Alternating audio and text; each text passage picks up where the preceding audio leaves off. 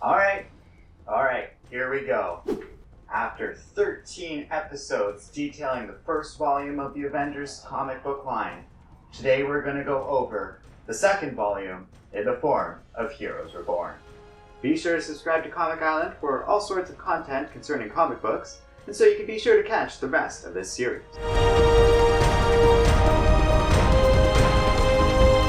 In the 1990s, owing to a number of financial issues we talked about earlier on Grading the Avengers, and a shifting dynamic within the comic book industry's culture, Marvel had almost all their titles moved over to Image Comics, and they were completely rebooted under the name Heroes Reborn. It is to date one of the sole attempts from Marvel to ever truly redo their history, continuity, and canon.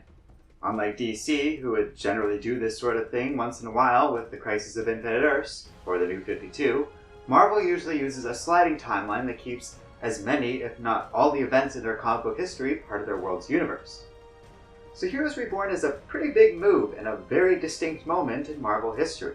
It's basically the sole exception of a complete reboot in Marvel history that to date is still kind of part of the Marvel story. It isn't the sort of thing that happens ever really to Marvel canon. But to be fair, I'm not necessarily against the idea behind this in principle. Redoing the Avengers with more modern sensibilities and throwing in some new ideas or characters here and there wouldn't have been the worst thing in the world. And better yet, a lot of this idea basically involved a lot more creative control in these comics.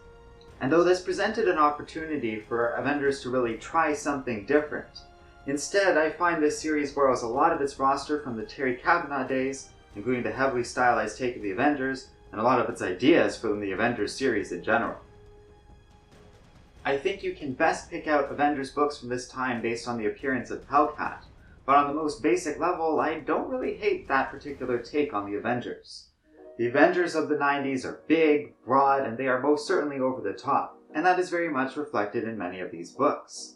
Even the lowest grade we've covered so far, Bob Harris's run, I didn't hate, and I understand the value in it. Though, to be fair, I never found anything in the 90s has really risen to the level of an A grade. And most certainly that is true of Heroes Reborn as well, where, to me, the Kavanagh era and the Heroes Reborn era distinguish themselves from each other with ideas such as a mutated Wasp or a teenaged Iron Man. Heroes Reborn largely sets out to tell the same old Avengers story, just watered down and worse. This reboot does the worst thing any reboot can do, essentially just doing the same thing that Jack Kirby and Stan Lee did when they introduced the original Avengers, only with a substantial dip in quality. I get that some things are subjective, but I imagine people have a hard time defending at least some of the art decisions throughout this run. This is most especially true the more artist and writer Rob Liefeld seems to be involved in the series. It is his artwork that most gets made fun of from this era within the broader comic book community. It is not a fun transition. Everyone is screaming and shouting at each other, and there's a certain quality of ugliness that otherwise is largely absent in the Avengers series up until now. The thing is though, out of the 13 issues this book runs for under the Heroes Reborn title, though Rob Liefeld was kind of in charge of the Avengers book, over time he became less and less involved with both the writing and art. Replacing him were people like Walt Simonson and Jeph Loeb taking over most of the writing duties, and other artists filling in, though still using Rob Liefeld's famous style. And these individuals kind of took over and started doing their own thing. I do have to say Heroes Reborn wasn't an entirely miserable experience. I didn't particularly like these books, sure, but they certainly weren't the worst thing I read for Grading the Avengers. Past the first few initial books, which are quite lousy and lame, the series does settle into some pretty classic Avengers adventures without it really feeling like a reboot to begin with. Though, unfortunately, that does make one wonder what the point was of doing a reboot at all, but I digress. Within this 13-issue run, Marvel ended Liefeld's contract with the Avengers early and handed over the series to Jim Lee. According to him, the whole Heroes Reborn experience did improve sales of the Avengers title, and Marvel even wanted to keep Heroes Reborn going so long as Jim Lee promised to draw at least one of the titles under the banner. He refused, and ultimately the Avengers and all the other Marvel titles returned to being published by Marvel itself, with all the continuity even restored, as if it never had happened. It does make one, again, question the point of it all, because it just comes off as so weird and bizarre in hindsight. And while like I said, I didn't hate it, I didn't really enjoy it much either. I like the more experimental mood of having the Avengers changed by Terry Cavanagh in comparison. But Heroes Reborn instead feels like retreading old Avengers villains and stories without meaningfully improving that, or if anything, telling the same old stories but just not nearly doing as good a job of it. It feels like way too much of Heroes Reborn is dedicated to revisiting early stuff with Loki and the Enchantress while the team gets to know each other. And that was done in such a shorter amount of time in the Stan Lee and Jack Kirby days, who benefited from far more short little adventures in quick succession. Instead, Heroes Reborn feels like our first take of comics really starting to drag their heels and take their time in telling stories, to the point that ones like this feel slow and cumbersome, while also being bogged down with chaotic art and writing that left me with an overall negative experience. There's a lot of different artists out there involved in the series, and they do bring a certain life and energy to these characters, sometimes, but at their core, they feel over-designed. I look at a character like Thor and he reeks of superfluous details, unnecessary exaggeration, and other little quirks that just rub me the wrong way. What I like about the Cavanagh era is that it understood this art style works well for broad and even goofy stories. Heroes Reborn consistently tries to have its cake and eat it too. It wants to be somber and serious, but its art style never really works for that kind of thing. Where Cavanagh and Deodato were taking chances prior to the reboot, it feels like a lot of Heroes Reborn is just playing it far too safe, relying on older, more familiar characters and stories. And it's a terrible, exasperating attitude to take towards rebooting something like the Avengers. A reboot is the perfect time to take chances, push boundaries, and really do something different.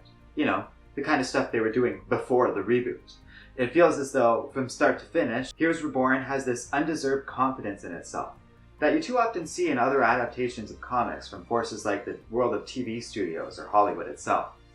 It's this belief, often incorrect, that outsider creators think they can do a better job at telling stories they are adapting that have been told for decades. I am a firm believer that adaptation or reboots do invite change and the ability to try different things. What they don't invite is what Heroes Reborn and too many other adaptations go for, which is telling the exact same story, but just different for the sake of being different, or under the false assumption that these creators, by the virtue of their own greatness, can do a better job at telling the same stories and origins of the Avengers that were originally done by Stan Lee and Jack Kirby. In my review of the Lee Kirby side of Avengers, I talked about how consistently impressed I was every time I went from one issue to the next for all the cool moments of art and story packed into those early days of Avengers comics. The talent behind Heroes Reborn just couldn't get anywhere close to that level of creativity. Instead, I found myself going from issue to issue feeling not very impressed, but rather disappointed and let down. This era really did have a lot of potential.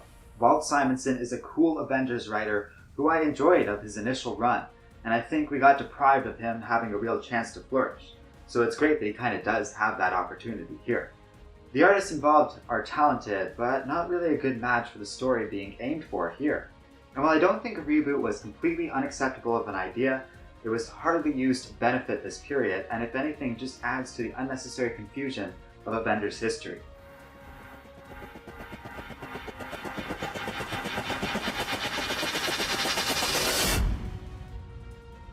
In a lesser run of comics, Heroes Reborn would have easily earned an F.